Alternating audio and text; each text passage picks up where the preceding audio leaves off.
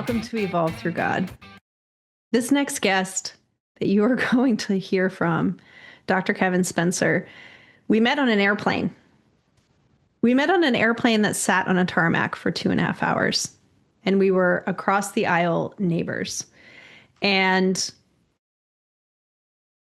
I was floored by who this man is, by the work he is doing out in the world, and by the amount of testimony that he has of the work that God's done through him. And so when we met on the plane that day, I said, oh my gosh, I've got to have you on my podcast. I don't know if you're open to doing this. You know, he's got a very busy travel schedule and his work is really important, but he agreed to be on the show. And I'm so humbled to be able to bring you this episode so that you can see how much work that God is doing through Dr. Kevin Spencer. Good afternoon. Welcome to Evolve Through God. My name is Angela Goodman. I am the host of the show, and we've already shed tears before we get this podcast. So I had the opportunity to meet this guest on an airplane in Charlotte, North Carolina, on the tarmac in the pouring down rain, heading to Arkansas, with a 2-hour delay just sitting on the plane. And he was across the aisle from me. And I don't even remember how the conversation got started, but we started talking and then 2 hours flew by.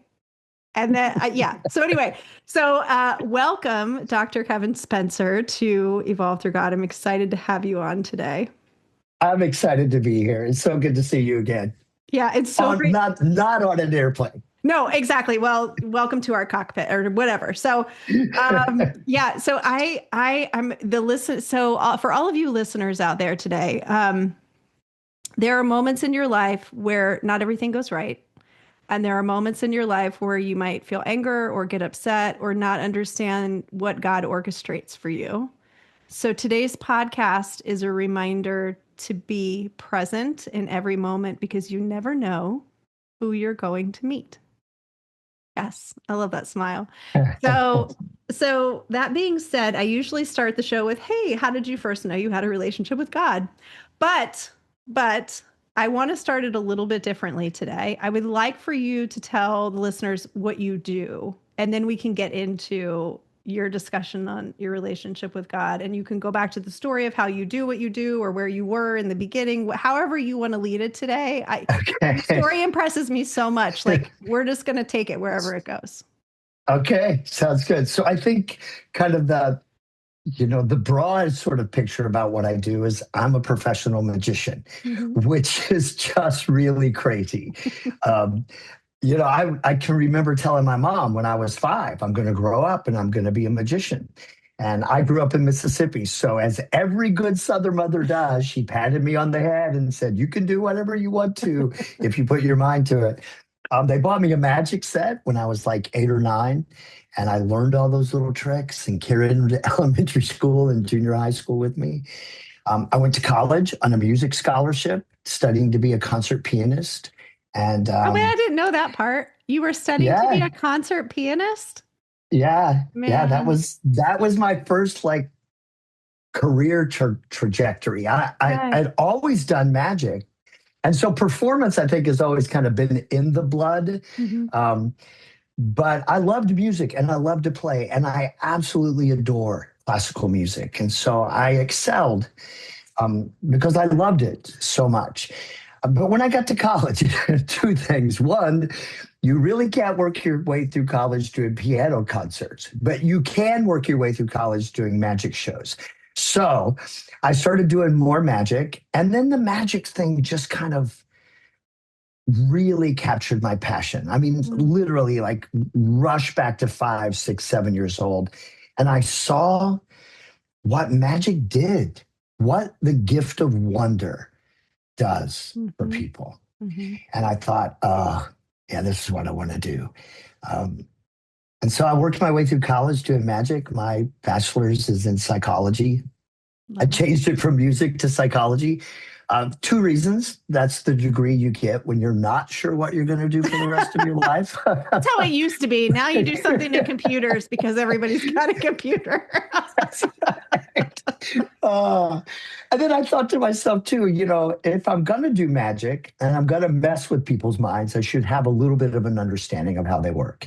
So it was just kind of this dual thing. So I finished school and I put together this magic show and I set out on the road with performing on college campuses with an audience was very close to my own age, which was, not easy performing for your peers. So where were you? Where were you in college at this time, and what area of the country were you in? I was in. I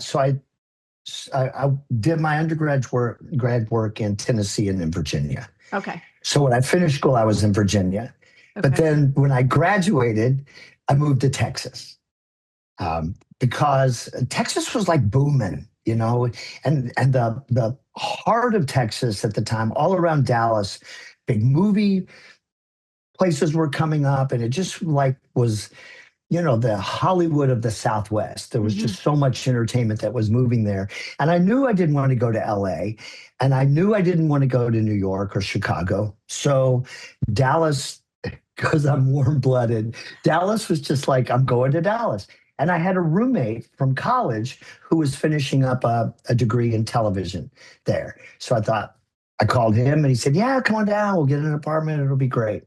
I love it. So at this time of your life, like through growing up, high school and college, you grew up in Mississippi, right? So Bible Belt. Were you at that time, were you going to church consistent basis? Did you have a belief in God? Where were you during those early years in your life? So I think part of Southern culture is church, right? And that can be really frustrating, I think, for a lot of people, because church is just a part of Southern culture. It doesn't mean that you have a relationship with God. It just means you go to church, right? I go to church, yeah. And because you grow up in the church, you kind of automatically assume that you have this relationship with God. And it wasn't until my junior year in high school, we had moved. I finished high school in Indiana. My dad took a job as a quality control manager with Sears. And so they were based in Chicago. We didn't want to go that far north, so we moved into Northwest Indiana. So I finished high school in Indiana, which is also where I lost the Southern accent. And I was going to say, you don't sound like Mississippi. I wasn't going to say that, but no, that's where I lost it, in Indiana. And my grandmother and grandfather lived there in this town. And so I started going to church with my grandma when I was probably early high school. And because I was a piano player and it was a small town, I started to play the piano at this church, along with like everything else in this little town. Anytime anybody needed somebody to play the piano, it was like, oh, call Kevin, he can play. So I played a lot of piano. And again, now I'm back in church culture, right? I'm going to church. Yeah. But as a junior in high school,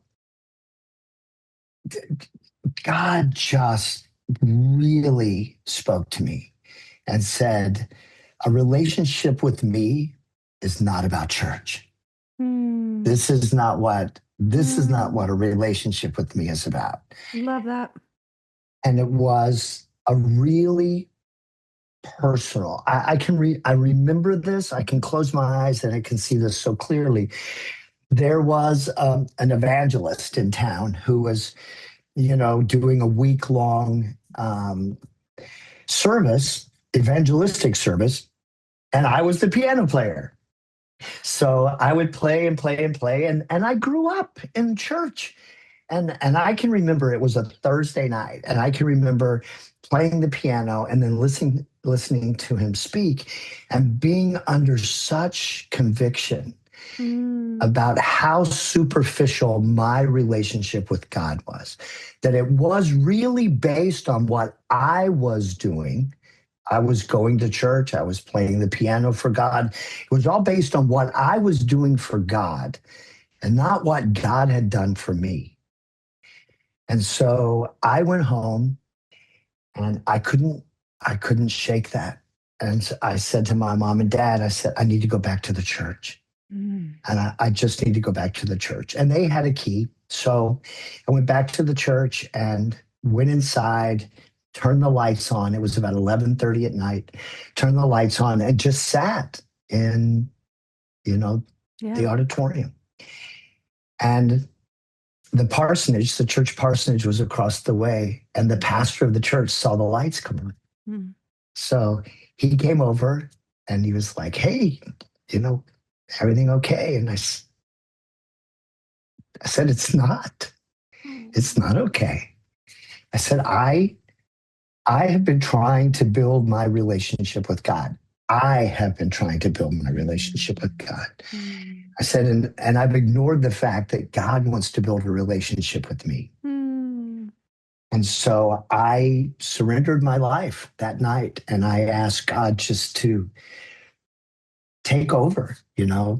I accepted that sacrificial death of Jesus to wash me and to make me clean and righteous in God's eyes, even though I was a good kid, right? I grew up in the church. I was like the model of the good kid. But the good kid still fell so short of God's standards of holiness and righteousness. And I realized Jesus died for me. And I needed to accept that sacrifice in order to reestablish the relationship that God wanted to have with me. And it was just like this massive burden lifted off of me, because I no longer was trying to be good enough for God to take me. That's so powerful. I want to pause you, and I hate to interrupt you, but it's so important that people allow that to land, because so many people believe that they have to try to be good in order for God to love them. And it's not the case at all. No, it's not. It's not. And what a beautiful testimony that is for you and for everybody listening to hear, because we all forget that. We all forget that. Wow. And you were a junior in high school when this happened? Yeah, I was 16. Wow. I mean, that gives me so much more. I mean, the listeners are going to find out, but I mean, that gives me so much more clarity on why your life is as beautiful now as it is. Yeah. Well, I think when God talks and we ignore it, he gets louder sometimes. Yeah. It's back to that whole thing that he doesn't want anybody to perish, right? He's like, he came to redeem everyone.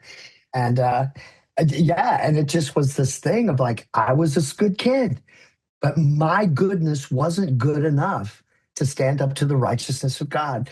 So I made that decision, committed my life to Christ as a junior, May the 10th, as a junior in high school. And everything kind of shifted for me. So this is where magic then, because I was still performing magic at the time, I'm thinking to myself, oh my gosh, some people look at magic as like this taboo, evil kind of the work of the devil. It's deception and all of that sort of stuff. And so I was thinking, I loved magic. I loved the art of magic, not because I felt like empowered that I could do something that somebody else couldn't do. It was never about that. It was always about doing a magic illusion and watching people experience the wonder of the impossible and just going, oh my gosh, how did you do that? Right? I mean, that was a beautiful thing. So that started that big conversation between me and God of like, should I be doing this? Well, so traditionally, and I don't, what denomination? At the time, it was Baptist. Okay. So, yeah. Right? There's no place for magic. There's no place for magic in the Southern Baptist Church. There's not. No, there's not. Yeah. And Yeah. I mean, I'm sure we'll talk about that later too, but I mean, there was no, it in the church as you knew it, there was no place for that. Right. Yeah. There was no place for that. Yeah. But, in this whole thing, God gave me just the most powerful verses out of, I think it's probably Psalm 36 or 37, where he said, if you will delight yourself in the Lord, he will give you the desires of your heart. And at first, when I started reading that, I thought, okay, so if I delight myself in the Lord, God's going to give me whatever I want. And then it was almost like that backhanded slap from God going, no, that's not what I'm saying. I'm saying that if you delight yourself in me, the desires of your heart will conform to what I want for you. Yeah. And I'm like, okay. So I committed myself to delighting myself in the Lord. What does that mean? I committed myself to devotions, to spending time with God. I committed myself to prayer, talking to God. It doesn't have to be fancy, right? God just wants us to talk to him. He wants that relationship. And so I dedicated myself to that. And I could sense my desires molding to what his desires were for me. Yeah. And when I got into college and I had made this decision to give up music to become a magician, I can remember this as vividly as the day I gave my life to Christ. I was in New Jersey. I was walking down the street in the middle of the night in a January, and it was snowing. And I was praying. And I was just asking God, what do you want me to do with my life? Because I really love this art form. Mm-hmm. And I would really love to do magic. And as audible as me talking to you right now, I heard God say, and you will. Oh. And I was walking with my best friend. And we're both quiet. And I looked at him and said, what did you say? And he goes, I didn't say anything. I'm like, oh, okay. All right. And how old were you for that conversation? I was 19. 19. Yeah. Wow. And that really gave me the confidence. I think so many times whether it comes to our faith or our beliefs, or we make things so complicated. Mm-hmm. And God doesn't call us to understand. He calls us to believe, to trust. There's a lot of things about my life that especially when they're happening, right, that you don't understand. And God's telling us, you don't have to understand. I just need you to trust me. I just want you to believe in me. I just want you to trust that I'm going to do good for you, that I have good for you in your life. And in the midst of some of those things, that's really hard. Yeah. So I when I finished school and I put together this little magic show, I started performing on college and university campuses, mostly through like campus activities boards and campus activities councils, that sort of thing. Yeah. And the show just kept growing and growing, and kids liked it. Students really liked it. It was very audience interactive and it was fun. I won Campus Entertainer of the Year twice. The last time I won, I beat out the Indigo Girls, which was kind of cool. Hey, that's pretty cool. I know. It was really, really exciting.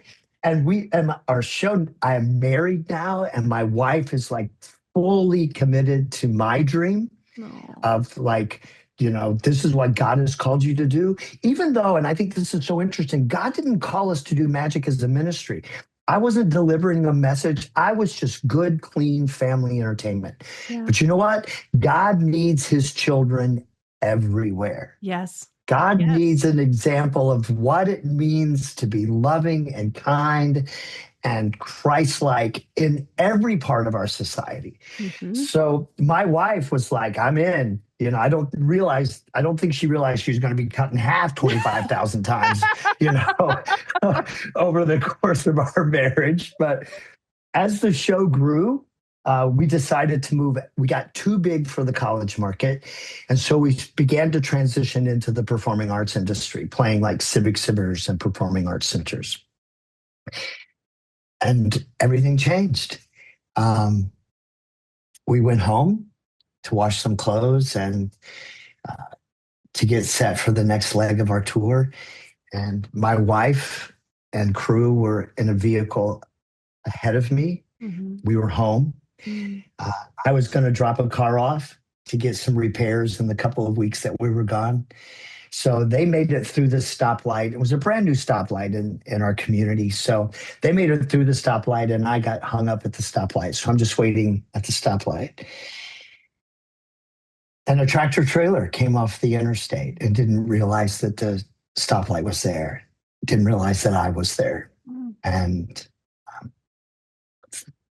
55 miles an hour hit me from behind.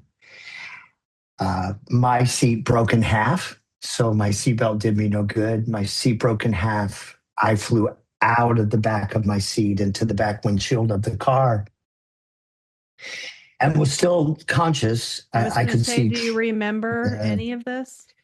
I can remember seeing tree branches going across my windshield, and I knew that I was rolling through this grove of trees and that there was this big brick house in front of me, and that if I didn't stop this car, I was going to hit that house, and that was going to be bad. What I didn't realize is that as I climbed out of the back window and got to the front seat, I didn't realize that my car was actually airborne. And just as I got back to the front, the car landed. And when it landed, it threw me back into the windshield again. And then I don't really have any recollection of what happened after that. I woke up a few days later in neurological intensive care with a closed brain injury and a lower spinal cord injury. And so everything in our world just came to a halt. We were at in a split second. In a split second. My wife and I had only been married about 4 years. We were just peaking in our career. Yeah. And it's so easy to and I'm sure we did, to ask God, what is this? Why would you do this? Mm-hmm. And so it was hard. Rehab was hard. I was in rehab for many months. Did you have to have a bunch of surgeries and things? I mean, I couldn't walk, so I had to go back. All of my spinal cord injury was lower spinal cord, so it was all like into my left leg. Okay. My internal organs shut down, frontal lobe brain injury. So I was in the hospital until everything could kick back in again, which was really frustrating, right? You're just like, you can't even get into therapy yet because you can't get out of bed yet because your internal organs aren't kicking in yet. Do you cognitively, what was that like for you? Like, did you have the awareness that your body just wasn't doing what you wanted it to do? Or were you just like in fog? I think it was a combination of both. There was a lot about this whole time that I felt like it was in a lot of fog. Yeah. But there were also times when I was very aware that my body wasn't doing what I wanted it to do. And I think that's even more frustrating when that happens. Absolutely. And especially as a magician, when your fine motor dexterity is so important. And now my fine motor dexterity is like shot to pieces. Yeah. So rehab was hard. I had great therapists. They were awesome. They kept me motivated. They really encouraged me. And so I came out on the really good side of what could have been a really horrible situation for my wife and I. And this brings me back to that thing again of God just asks us to trust, not to understand. We don't need to understand everything in order to trust God. How were you though through it? Like, okay, so how are you through that actual challenge? Because looking back now at the way your life has been orchestrated, you can totally understand why that happened the way it did, right? And we'll get to that later, and people will hear all the amazing, wonderful things that you do with your life. But in that moment, for anybody who might be listening that is going through something so traumatic that they can't see their way out, what was that like for you? I think first, you're angry and you're really angry at God, right? You're like, what are you doing? You know, I gave you my life. Mm-hmm. I committed myself to you. I trusted you. And you've allowed all of these wonderful things to happen. So what is this? Right. And so I was angry. And yet even in that anger, there is this I don't even know how to describe it. There is this calmness Mm. in the back of your heart that just says, I've got this. You're going to be okay. You know, you're going to be okay. Mm. Focus on what you need to focus on, and you're going to be okay. And of course, now you and I can look back on that experience, and I know exactly why God allowed that to happen in my life. Yeah. But at the time, oh no, going from being in a wheelchair to a walker to crutches to a cane, it was just like this slow, agonizing process Mm-hmm. of like, all right, God, I'm still trusting you. I'm still trusting you. Mm-hmm. And you know what I think it's done for me is it's also, as I've gotten older in my life, it's an anchor for me. Mm-hmm. Because I can look back at that time where I felt like, did God just abandon me in the middle of all of this? Yeah. And I can see that, no, he didn't abandon me. Even in the hardest, most difficult times, he did not abandon me. He was always there. And that experience serves such a purpose Mm-hmm. in my life now that I can't imagine that. I can't imagine what my life would be like if that had never happened to me. So I'm pretty sure everybody's probably thinking, well, what happened then? What did you do with the magic? What happened with that? And So, of course I know what happened, but I can't wait for them to hear so how I your thank God. recovery transformed your life in that way. It was crazy, right? It's Yeah. crazy the way you see God put these puzzle pieces together. We came back and we still continued to grow that show and to be back on stage. God took us from Campus Entertainer of the Year to having the largest theatrical touring illusion show in the United States for 20 years. Mm-hmm. 2009, 2015 International Magician of the Year. 6-time winner of Performing Arts Entertainer of the Year after my accident, post my accident. But God had also planted this thing in my heart because the one thing that I could remember about my own recovery was how people treated me. Mm-hmm. They treated me differently. Mm-hmm. It was this thing of like, poor Kevin. Mm-hmm. And I just can remember people thinking that there would be things that I wouldn't be able to do. Mm-hmm. Not looking at the potential that was there, but kind of focusing on those things that were going to be challenging. And there were things that were challenging. But we don't have to like hyper focus on the challenging things. Mm-hmm. Let's look at what I can do and use what I can do to improve those things that are going to be difficult for me. And I vowed to myself, I would never treat another person with a disability the way some people treated me. And God used that experience to allow me to work with some of the most incredible people in the world, and that's people with disabilities.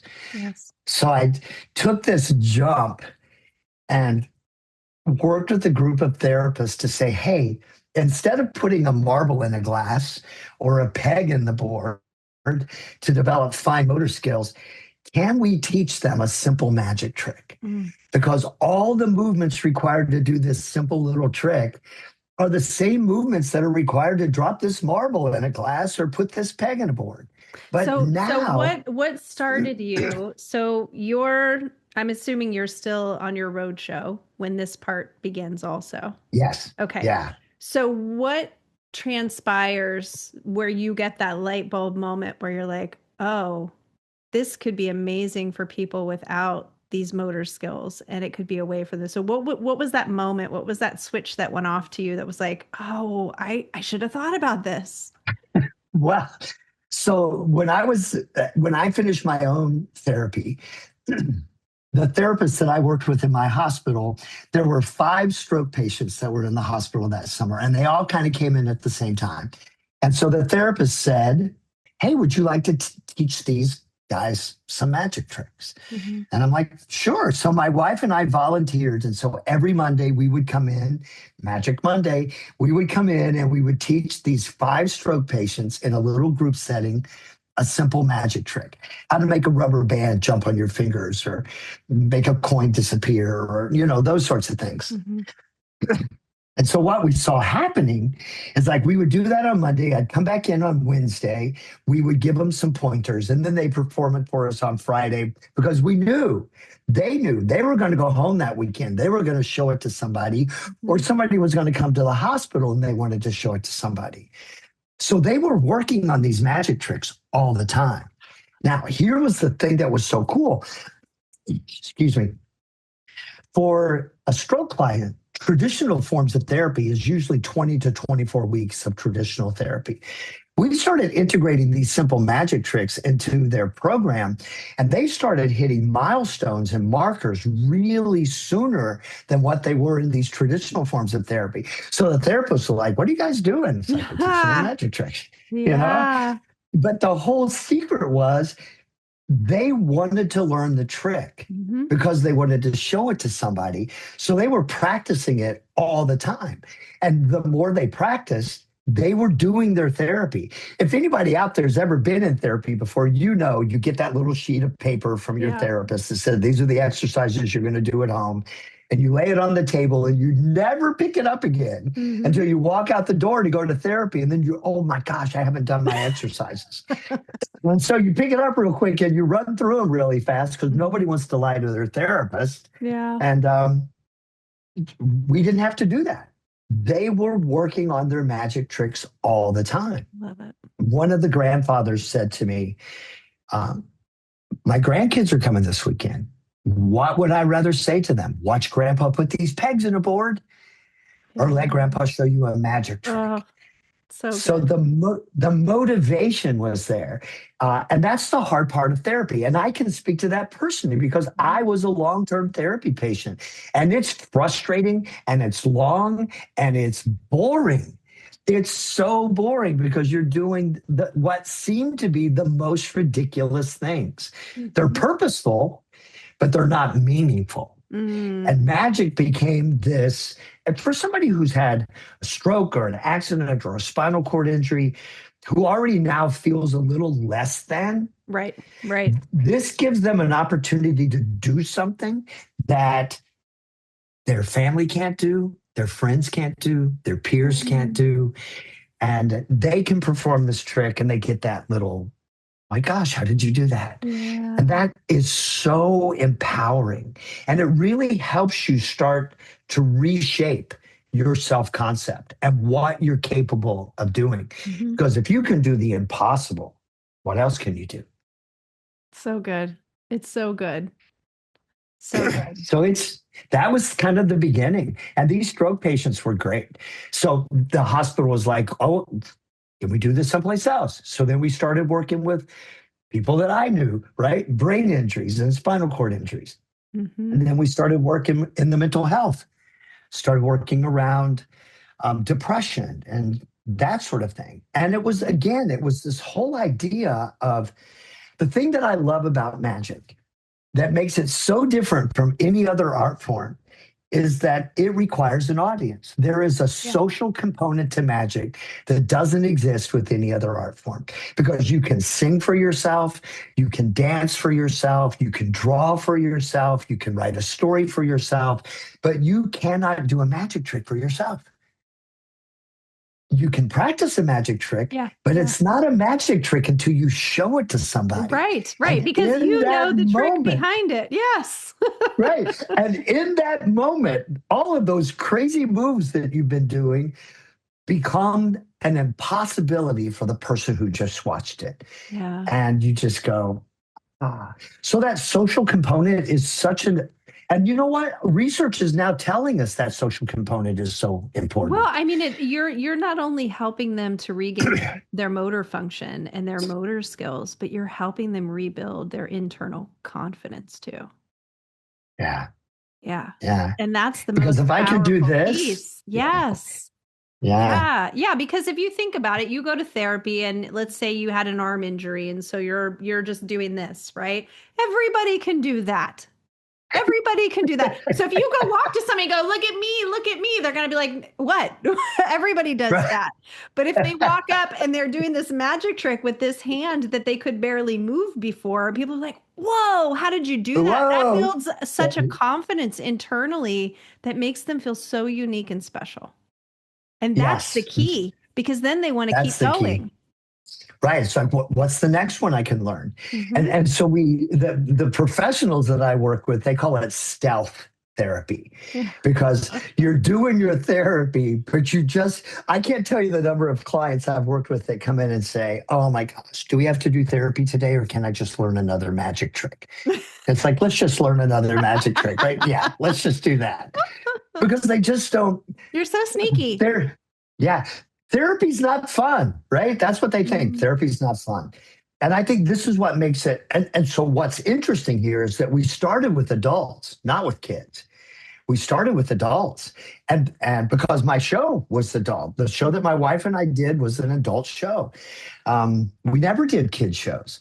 And so when the magic therapy program started to come together, we were working with older clients with strokes or Parkinson's, that sort of thing, or young adults with accidents and head injuries and spinal cord injuries, but not kids. And that was a God moment. Like when I started working with kids. Tell me all about it. Oh my gosh. So we have been doing this work with adults for a while now. And in 2009, we were booked, the big show. We were booked with the big show in Miami, 3 performances in Miami. And a donor at this venue had a considerable amount of money that he wanted to donate if the executive director could marry arts and medicine. How can we bring arts and medicine together? Well, I was already doing this kind of magic therapy thing. So the director called me and said, you can do this, right? I'm like, absolutely. So we came in early and I spent 3 days working with Martin Memorial Hospital System at the time in South Florida, a large hospital system. And for 3 days, I trained their occupational therapists, their physical therapists, and their speech language pathologists on how to use magic tricks in a clinical setting. And on the last day, they said to me, okay, can you model this for us? Because this is new. Can you show us how we can use this with our clients? I'm like, absolutely. So they take me to this room and I open the door and I walk in and sitting in front of me is a 9-year-old kid. A kid. And I looked at this. First kid ever. The only kid show I've ever done is for my nephew's birthday party, and it was because he begged. I mean, it was like, kids just terrified me. So I walked in this room and I see this kid, and I turned around and I walked out. And I looked at the head of rehab. You did not. I did. I walked out and I said, that's a kid. And she goes, yes, we are a pediatric rehab center. And I went, totally missed that in the title. So at this point, I'm thinking, all right, you know what? We know this works. We know it works. We've got research. We know it works. So I walk in and I sit down in front of this little boy. He's sitting in front of me, maybe 2 feet apart. And back behind him is occupational therapist and a speech therapist. And back behind me is the little boy's dad. And so I bring out the first trick and I do the first trick. And I get nothing. This kid doesn't laugh. He doesn't smile. He doesn't go, wow. He just looks at me. And then he very slowly starts to lean into me until his nose is almost touching my nose. He kind of turns his head and then he leans back and he sits down. I'm like, I have never had that. Adults don't do that. I have never had that experience. So I thought, wow. So I started to reach for my next trick and he goes, wait, can you teach me? And I said, yeah. So I gave this little boy a piece of rope and he started asking me questions. How do I cross my arms? So the whole idea is you make a knot appear in the middle of the rope. Mm-hmm. And so he's like, where do I put my arms? How do I cross my arms? Where do I put my hands? And so he's asking all these questions and then he does the trick and this knot appears and he just starts to like laugh. And he says, again? I'm like, again. And he takes the knot out and he does it again. And the knot reappears and he goes, again? I'm like, again. So he takes it out and he does it again. So he masters this trick. And so I start to move to my next trick. And when I perform it, and it's one of my favorites, he just starts to giggle. And he goes, I can learn. And I'm like, you can learn. So I teach him. Then again, he's asking me all these questions. How do I hold the dollar bill? Where do I put the paper clips? And when the trick works for him, his eyes get so big and he just starts to laugh and he catches the paper clips and he goes, again. And I said, again. So he takes them apart and he does them again. And so in about 20 minutes, he learned these two tricks. And it was time to go. He stood up and very kind of awkwardly slapped me a high five and walked out of the room with his occupational therapist. And I'm sitting there because this is my first experience with a child. I'm sitting there trying to figure out what this experience was like. Why was he in rehab? Because you left that part out. Why was he there? Oh, yes. That's coming. Yeah. Okay. So I'm trying to figure out what's going on. And you know how you get in that headspace where you're not even aware of what's going around you? Yeah. That's where I was. I was just trying to examine what this was. And so when I kind of came back into conscious awareness of what was happening around me, I could hear this little boy's dad behind me, and he was crying. And I stood up, and as I turned around, he just grabbed me, and he gave me this enormous hug. And he said, that's the first time I've ever heard my son speak. And it was the first time at all. It was the first time I heard the word autism, and changed my life. Thomas, the little boy's name was Thomas, changed my life. I had a great conversation with the speech path. Now, clearly, the little boy didn't magically develop speech, but he was what they call never felt the need to. Yeah. He was selectively mute. So he was talking to somebody, an imaginary friend, a stuffed animal, somebody. Speech language pathologist said, I've been working with Thomas for a couple of years. I've heard him say about 15 words, but none of us have ever heard him put together full sentences before. Wow. So this was the power of a magic trick. Wow. He was motivated to learn that trick, and the only way he could learn it was to engage with me, to interact with me. He was asking you all the questions. All the questions, yes, all the questions. And so it was because of Thomas that I went back to school. So even in the middle of touring, and we had a crazy tour schedule, I went back to school and did my master's degree in a really cool thing called Arts and Interdisciplinary Academic something. Arts and Interdisciplinary Academic Curriculum. So it was this whole idea of how can we deliver academic content to kids, specifically kids with disabilities, using an arts-based approach. That was the thing. And of course, I had just seen what magic could do with a kid on the spectrum. Yeah. I knew nothing about autism. So I started doing a deep dive in autism, did my certification in autism studies, and then started to really figure out how can magic help this population specifically of kids on the spectrum. When I started doing this, 1 in 120 kids were no, it was 1 in 151 kids were diagnosed on the autism spectrum. Today in the United States, it's 1 in 31. So the prevalence rate is high. Wow. And we need to find creative, motivating ways to help these individuals develop the skills that they find challenging. Yeah. So when we teach a magic trick, we work on 5 areas. Cognition. They have to be able to pay attention, to focus. They have to be able to memorize the steps, recall the steps, sequence the steps in the right order. We are working on motor skills. They have to be able to manipulate the props to do the trick. We're working on communication, receptive communication when they're learning, but then they perform the trip. So now it's expressive communication.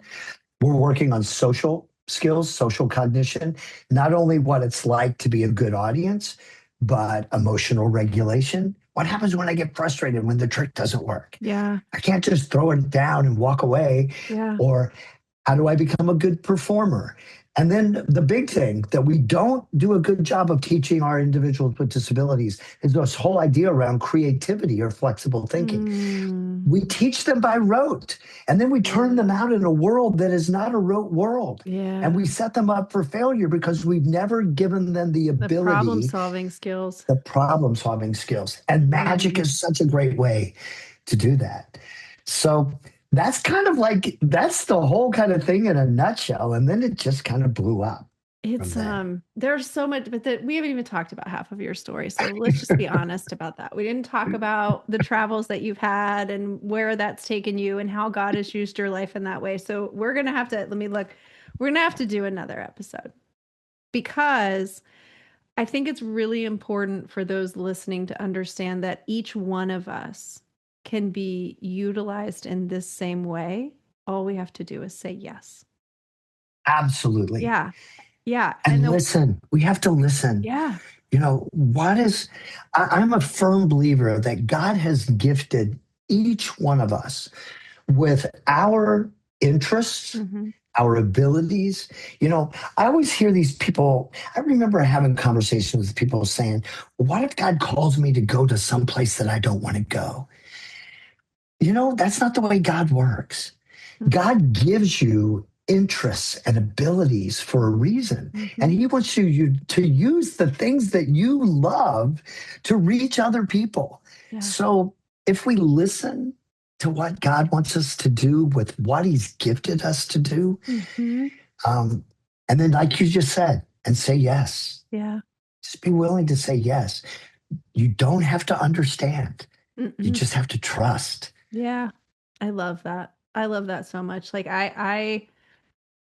I'm so grateful to know you and to be able to know your work and your story and get to see the real impact, because you're not only touching the lives of these children that you're working with, but you're touching the lives of their parents and their family and the people that interact with them in all of these, you know, situations in schools and in therapy and all of that. Like your selflessness to be utilized in your gifts and also in your passions is unmatched with anybody I know. I'm going to say that, which is a big statement because I know a lot of people, because one of my gifts is to be a connector. So I know a lot of people, and I'm going to say that I've never met anyone who has literally utilized everything they've been given, everything they love,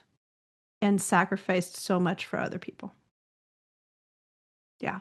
And these people don't know half of your story, because we're going to have to do an episode too. They're gonna be like, what do you mean? Like, this has got to be this guy's only stuff, right? How can you fill up a life? How can you fill up, how can you add more to his life? But I'm telling you, you all have no idea the other things that this man has done in his life. And I've never met your wife, and I know I would love her. She, knowing you, and she's been with you since you guys were started in high school, right?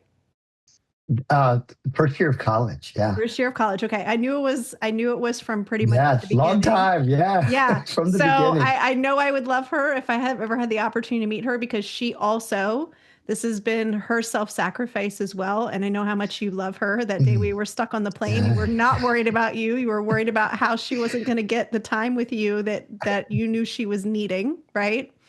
Right. So we need to do another episode because they need to hear the things. So are you open to doing? You know what?